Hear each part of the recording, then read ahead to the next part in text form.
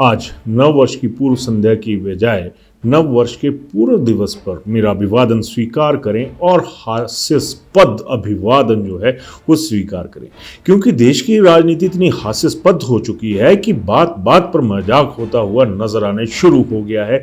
और ये कहा जाता है कि किसी भी दौर का जो समाज होता है उसमें जो सामाजिक परिवर्तन होते हैं उनका जिक्र होना जरूरी है, लेकिन आज की डेट में सियासत का माहौल ऐसा बन चुका है कि समाज कहीं नजर ही नहीं आता। नजर आता है तो राजनीतिक परिवर्तन।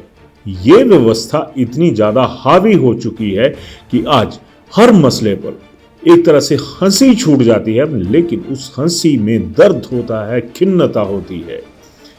खैर, मुद्दे की बात पे आता हूं। दिल्ली के जो चुनाव संभावित है फरवरी माह में, उससे पहले ही एक जो ढींगा मुश्ती है वो शुरू हो चुकी है। और यहां पर उस ढींगा मुश्ती में जो बीजेपी, कांग्रेस और जो आम आदमी पार्टी वो दोनों शामिल नजर आ रहे हैं। पिछले कल आम आदमी पार्टी ने यह ऐलान किया है कि वो पुजारी ग्रंथी सम्मान योजना की शुरुआत करेगी और इसके लिए आज यानी मंगलवार से आम आदमी पार्टी इसकी जो रजिस्ट्रेशन है उसका शुभारंभ भी करने जा रही है।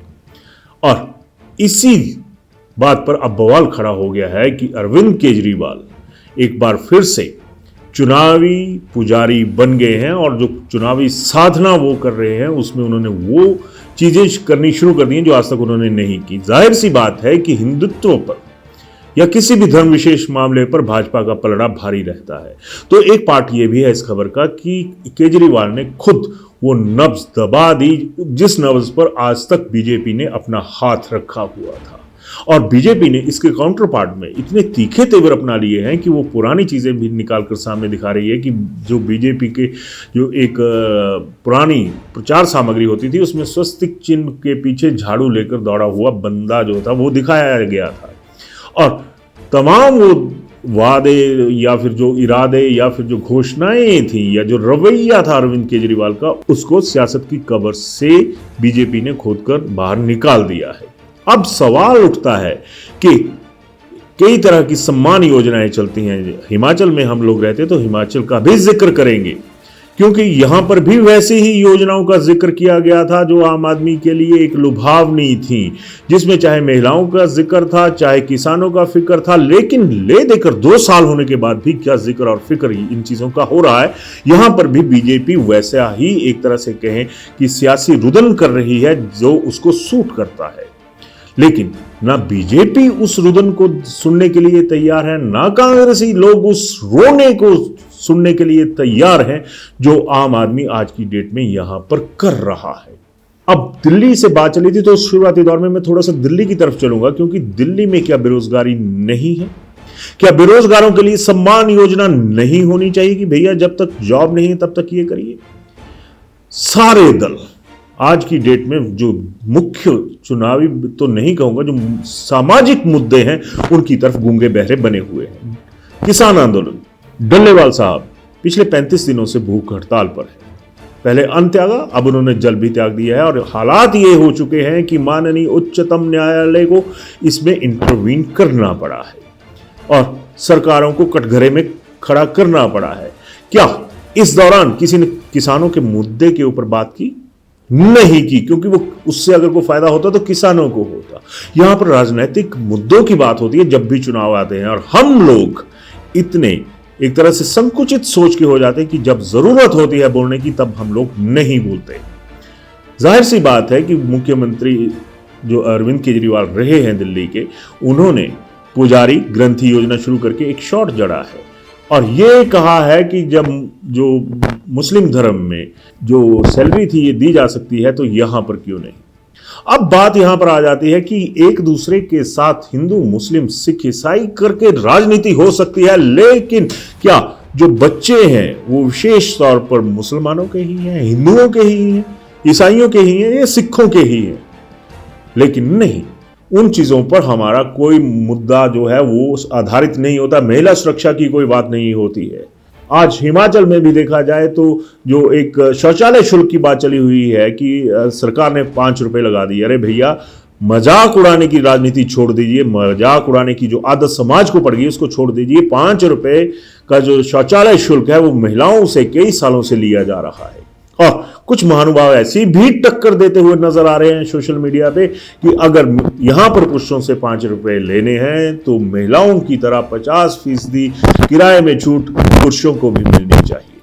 यानी हद है सोच की हम लोगों की, हम उन मुद्दों पर बोलते ही नहीं है। क्या आप लोगों ने कभी नेताओं के सामने यह बात रखी कि आपका बेटा या बेटी कितने सालों से घर में बैठा हुआ है? क्या आपने नेताओं से ऐसी मांग रखी कि ऐसे शैक्षणिक संस्थान बनाए जाएं जिनके साथ एक क्वालिटी एजुकेशन भी उपलब्ध हो और क्वालिटी वर्क, क्वालिटी जॉब भी हासिल हो? नहीं, हम लोगों ने उन तमाम चीजों को एक तरह से दबाकर रख दिया है। नेता लोग जिस तरह से चाहते हैं उस तरह से नचाते हैं, और हम बीजेपी, कांग्रेस, आम आदमी पार्टी ऐसी जो धुनें होती हैं उनके ऊपर थिरकना शुरू हो जाते हैं, और हमारे कानों के नीचे हमारे ही सपने उस थिरकन में रौंद दिए जाते हैं हमारे ही पांव के द्वारा। और दौड़ते कौन है? नेता लोग, सियासत। तो सोचने की बात बहुत सारी है, और अब वो दौर आ गया है कि सोचना होगा। दिल्ली के चुनावों में भी माहौल उसी तरह से बन गया जिस तरह से अन्य राज्यों में ये सरकारें करती हैं, दल चाहे कोई भी हो।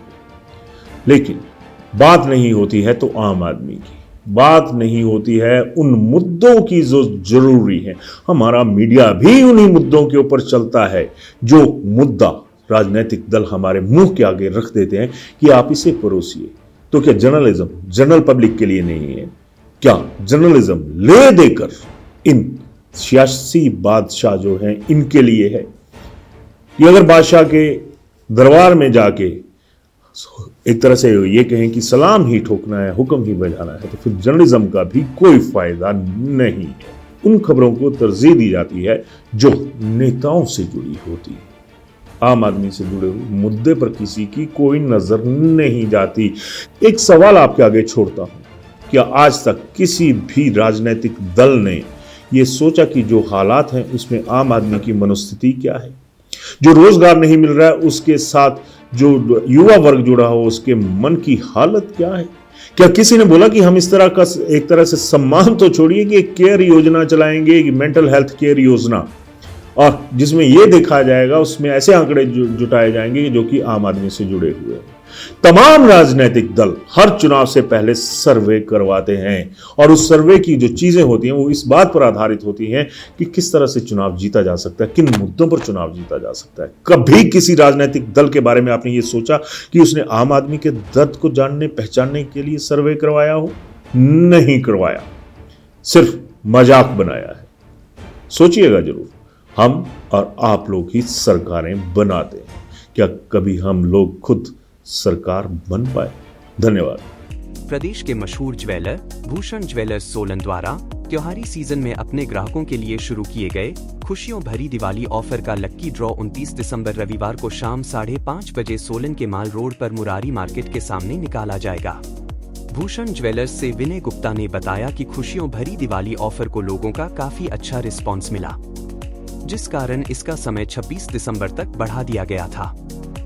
उन्होंने बताया कि प्रथम 3 लक्की ग्राहकों को टियागो कारें और 5 ग्राहकों को स्कूटियां इनाम स्वरूप दी जाएंगी।